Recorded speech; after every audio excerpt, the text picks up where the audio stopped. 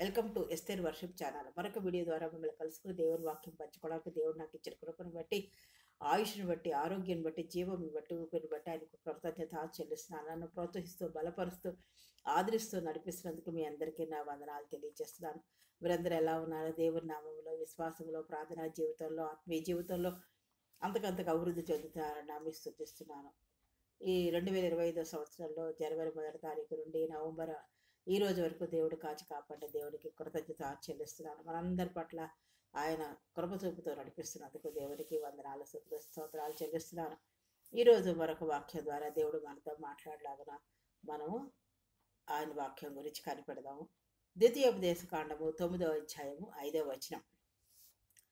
నీవు వారి దేశమునకు దాన్ని స్వాధీనపరచుకున్నటకు నీ నీతి అయినను నీ హృదయ యథార్థత అయినను హేతువు కాదు. ఈ జనముల చెడుతనను బట్టియే యెహోవా నీ పితరులైన అబ్రహాం, ఇస్సాకు, యాకోబులతో ప్రమాణం చేసిన మాటను స్థాపించుటై నీ దేవుడైన యెహోవా వారిని నీ ఎదుటి నుండి వెళ్ళగొట్టుచున్నాడు అని దేవుడు మాట్లాడుతున్నాడు అన్నమాట.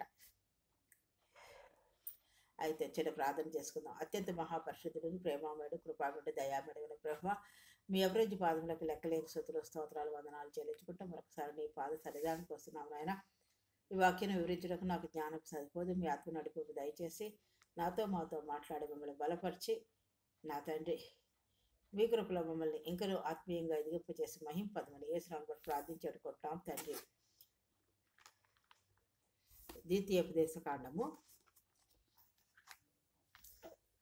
9వ అధ్యాయము మనము 5వ వచనం చదువుకున్నాం అన్నమాట. 9వ అధ్యాయము 5వ వచనము.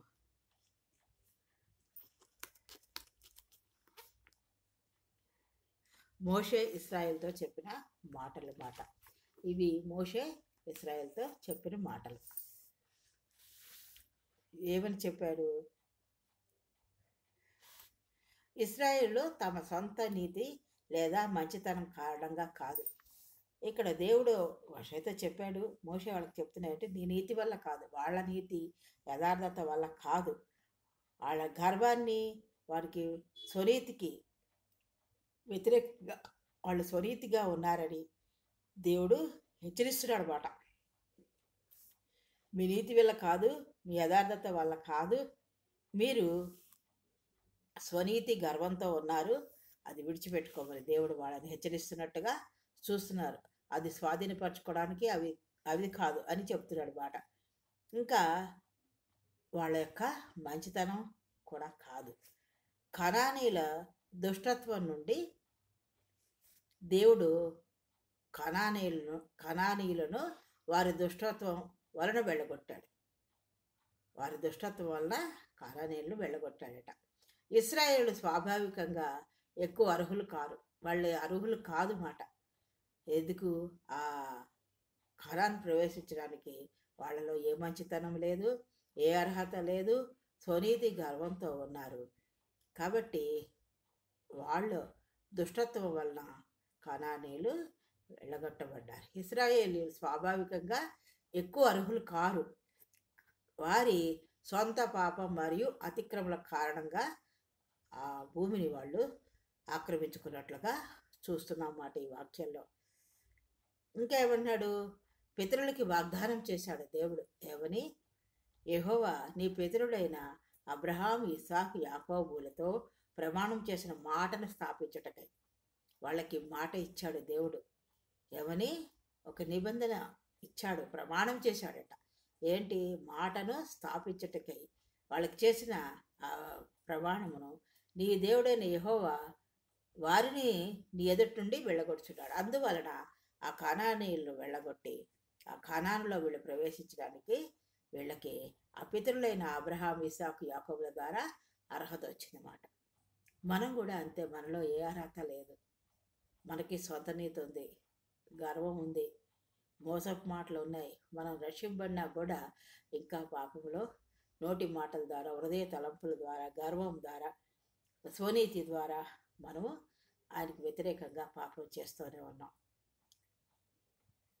ఈ ధర్మశాస్త్రంలో ఇవన్నీ ఆచరించలేవనే స్వయంగా యేసుప్రభు వారే, తండ్రి అయిన దేవుడు యేసుప్రభు వారిని భూలోకంలో జన్మింపచేసి ఆయన శిలువ మరణం ద్వారా ఆయన అమూల్యమైన రక్తధారాల ద్వారా నన్ను మనందరినీ కడిగి ఆయన రక్షణలోకి మనం నడిపించాడు. ఆయన మనం అంగీకరించేలాగా ఆయన అంగీకరించాం కాబట్టి, యేసుప్రభు వారిని అంగీకరించాం కాబట్టి మనం నీతిమంతులుగా తీర్చబడ్డాం అన్నమాట. మనలో ఏ అర్హత, ఏ యోగ్యత, ఏ గొప్పతనము మనలో లేదు.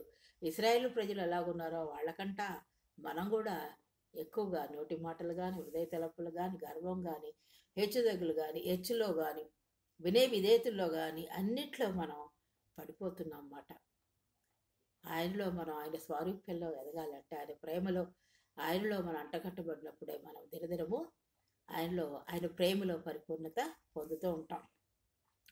ఆ వాగ్దానాన్ని నెరవేర్చడానికి అబ్రహాం, ఇస్సాకు మరియు యాకోబు చేసిన ఆ అబ్రహాముకి, ఇస్సాక్కి మరియు యాకోబులకి చేసిన వాగ్దానాన్ని కూడా నెరవేరుస్తున్నాడు కాబట్టి వారిని వెళ్ళగొట్టాడు మాట అనేది ఇక్కడ పితరులకు దేవుడు తన నిబంధనను ఆయన ఇచ్చిన నిబంధనను విశ్వాసపాత్రుడుగా దేవుడైన యెహోవా విశ్వాసపాత్రుడుగా మానవులకు చేసిన నిబంధనను నెరవేర్చాడని మనకి చూపిస్తోంది ఈ వచనం. కాబట్టి అబ్రహాంకి వచ్చిన ఆశీర్వాదం ఇస్సాకు వచ్చింది, ఇస్సాకు వచ్చిన ఆశీర్వాదం యాకోబుకి వచ్చింది, యాకోబుకి వచ్చిన ఆశీర్వాదం యోసేపుకు వచ్చినట్లుగా చూస్తున్నాం.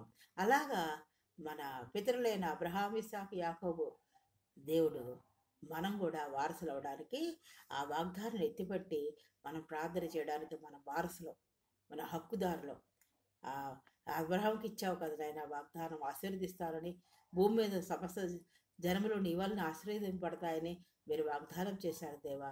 ఆ వాగ్దానం నా పట్ల నెరవేర్చు, మా పట్ల నెరవేర్చని మనం ప్రార్థించుకోవచ్చు. వాళ్ళని ఎత్తిబట్టి మనం ప్రార్థించుకోవాల్సిన వారమే ఉన్నాం. చూసినారు, ఆయన కట్టడలు, ఆజ్ఞలు మర్చిపోయారు, అనుసరించలేదు, నిబంధన మీరారు. పోయినసారి చూసుకున్నాం, విరోధముగా నడిచారు, తిరుగుబాటుతో ఉన్నారు. దోషమును ఒప్పుకొని ఎడల ఆయన మన పట్ల ఆ దోషాలు ఒప్పుకుంటే ఆయన దోషాలు కడిగి వేసి తిరిగి మన పట్ల ఆయన గొప్ప కార్యం చేస్తాడు. మనం పశ్చాత్తాపడాలి, వినయ మనసు కలిగి ఉండాలి. కాబట్టి మనము ఎలాగున్నాం, ఏ రాత్రికాల సమయంలో మనం పరీక్షించుకోవాల్సిన వారమై ఉన్నాం.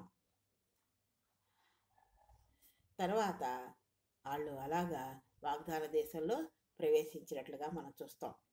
ఈ వచనం మనకేం నేర్పిస్తుందంటే వినయంగా ఉండాలి. ఆయన ఆశీర్వాదాలకు మానవ యోగ్యత పనికిరాదని చూపిస్తుంది. మన యోగ్యత, మన డిగ్రీలు, మన జాబులు, మన గొప్పతనాలు అవేమీ పనికిరావు. మన యోగ్యత పనికిరాదు. ఆయన యొక్క కృప ఉండాలి, మనకి దేవుని కృప ఉండాలి. దేవుడు మనకి చేస్తాన దాన్ని ఆయన నమ్మకంగా చేస్తాడు. పితరులకు ఇచ్చిన వాగ్దానం విశ్వాస నీతిని చూపిస్తాడు. అంటే ఆయన వాళ్ళకిచ్చిన వాళ్ళు పెట్టుకున్న నమ్మకాన్ని మనం హక్కుదారులైన మన పట్ల కూడా ఆయన చేస్తాడని మనం విశ్వాసం కలిగి ఉండాలి. ఇది ఒక శక్తివంతమైన జ్ఞాపకం మాట. వాళ్ళని జ్ఞాపకం చేసుకోవడం మనకు కూడా వర్తిస్తాయి. ఆయన కృప మనకు వస్తుందని, వాళ్ళ ద్వారా మనము ఆశీర్వదింపబడతామని అటువంటి విశ్వాసంతో మనం ముందుకు సాగాలి. వినయం ఉండాలి. మరియు దేవుని కృప గురించి, ఆయన ఆశీర్వాదాలు పొందుకునేలాగా ఆయన కృప గురించి మనం కనిపెట్టాలి. ఆయన వారసత్వం అంటే అబ్రహాం, ఇస్సాకు, యాకోబుల వారసత్వం మనం కలిగి ఉన్నామని నమ్మి ప్రార్థించాలి. కృప మరియు అప్పుడు మనకి ఏమొస్తుందంటే ఆయన కృప వస్తుంది. మరియు మనం పెట్టుకున్న విశ్వాసం యొక్క బహుమతి మనకు వస్తుంది. వాళ్ళని జ్ఞాపకం చేసుకుంటూ మనం తండ్రి సన్నిధిలో ఆయనకి జ్ఞాపకం చేస్తూ వాళ్ళకి ఇచ్చిన వాగ్దానం నా పట్ల నెరవేర్చు ప్రభా. నువ్వే వాగ్దానం అడుగుతున్నావో, ఏది అడుగుతున్నావో, నీకు ఏ వాగ్దానం వచ్చిందో, నువ్వు ఏది ప్రార్థిస్తున్నావో, ఏది పొందుకోవాలని ఆశపడుతున్నావో, ఏది నీకు ఇది చెయ్యి ప్రభు అని ఆశిస్తున్నావో అది అబ్రహాం, ఇస్సాకు, యాకోబులు దేవా నా పట్ల నువ్వు చెయ్యి, నేను వారి బిడ్డను, నువ్వు భూమి మీద సమస్త జనంలో వారి ద్వారా ఆశీర్వదింపబడతాయని నువ్వు వాగ్దానం చేసావు, ప్రమాణం చేసావు దేవా, నాకు చెయ్యి, నీ కృప నా పట్ల ఉంచు అని తగ్గించుకొని వినయంతో అడిగినప్పుడు మనకి ఆయన గొప్ప కార్యాలు చేస్తాడు. దేవుడి వాక్యమును దీవించుడుగా అటువంటి గొప్ప కార్యాలు మనందరి పట్ల జరగాలని కోరుతూ ఇంతవరకు ఎన్నో గొప్ప కార్యాలు వ్యక్తిగతంగా కుటుంబంగా సంఘాలుగా దేవుడు మన పట్ల బంధువుల పట్ల చేసి ఉన్నాడు. మనం ఇంకను మన ఆత్మీయమైన మేళ్ల గురించి ఆత్మీయ ఆశీర్వాదాల గురించి కూడా మనము ప్రాముఖ్యంగా వాటి గురించి కూడా అడుగుతూ ఈ లోక సంబంధంగా ఆత్మీయంగా ఎప్పుడైతే ఆశీర్వదిస్తే ఈ లోక సంబంధంగా కూడా మనం ఆశీర్వదింపడతాం. అటువంటి విశ్వాసంలో సాగిపోవాలని కోరితే ఈ వాక్యాన్ని నేను ముగిస్తున్నాను. దేవుడు మిమ్మల్ని అందరినీ దీవించుగాక. నన్ను ప్రోత్సహిస్తూ బలపరుస్తూ ఆదరిస్తున్నందుకు వందనాలు. మరి చిన్న ప్రార్థన చేసుకుందాం. అత్యంత మహాపరిశుద్ధుడును ప్రేమామేడు కృపామేడు దయామేడు ప్రభా, మీ అభివృద్ధి పాదములకు లెక్కలేని స్థుతులు స్తోత్రాలు వందనాలు చెల్లించుకుంటాం. మరొకసారి నీ పాసానికి వచ్చినానైనా ఈరోజు మీరు మాట్లాడిన విధానం బట్టి వందనాలు ప్రభా. మేము అబ్రహాం ఇస్సాకు యాకోబుల వారసత్వం కలిగి ఉన్నాం కాబట్టి ప్రభా, దేవుని కృప గురించి వినయ విధేయతలతో మీ సన్నిధిలో నాయన మమ్మల్ని మేము తగ్గించుకొని నా ప్రభా ప్రార్థించినప్పుడు నా ప్రభా మీరు మా పట్ల కూడా ఆశీర్వాదాలు అనుగ్రహిస్తారని, గొప్ప కార్యాలు చేస్తారని మీరు మాట్లాడిన విధానం బట్టి క్లుప్తంగా కొన్ని విషయాలు మాతో మాట్లాడినందుకు మీకే వందనాలు స్తోత్రాలు చెల్లించుకుంటూ మీ ప్రియ కుమారుడు వర్షకుడైన యేసుక్రీస్తు వారికి నీ పాదాలు పట్టుకుని అతి మిక్కులనంగా వచ్చినాం తండ్రి. ఆమె దేవుడు మిమ్మల్ని అందరినీ దీవించును కాక. నా గురించి నా కుటుంబం గురించి ప్రార్థన చేయండి. మీ గురించి మీ కుటుంబాల గురించి మేము ప్రార్థన చేస్తున్నాం. అన్ని విషయాలు అలా ముందుకు సాగిపోవాలని కోరుతూ ఈ వీడియో నేను ముగిస్తున్నాను. దేవుడు మిమ్మల్ని అందరినీ దీవించును కాక. ఆమెన్.